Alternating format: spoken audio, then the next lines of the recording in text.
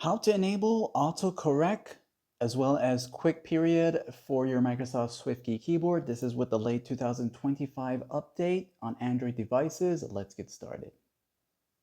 To enable these two features, let's just say you're about to start typing and your Microsoft Swiftkey keyboard is going to pop up like this here. You want to now go ahead and tap on these three dots over here where my finger is pointing. This is going to take you to the different options. And for most of us, you want to go to where it says settings to get a better view as to what you're actually turning on.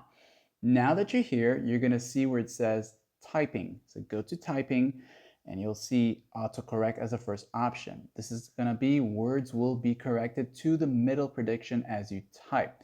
So if you're typing a word and it sees that you're trying to spell that specific word, it will adjust to that middle suggestion word. I'll show you here in a moment.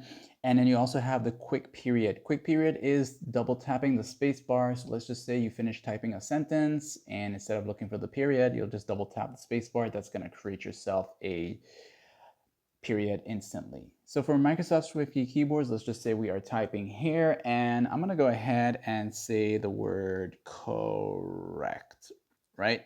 And it's going to spell with a T here, E without the E, I'm sorry.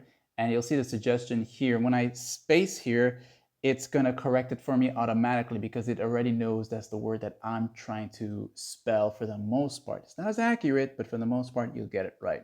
And then the next one is ending with a period by double tapping, okay? So I'm just gonna say the word this sentence, and once I double tap the space bar, 1, 2, you'll see that period will appear here for me. So these can be very useful when you wanna type fast without having to make all these changes in typing. I like it, Zeb.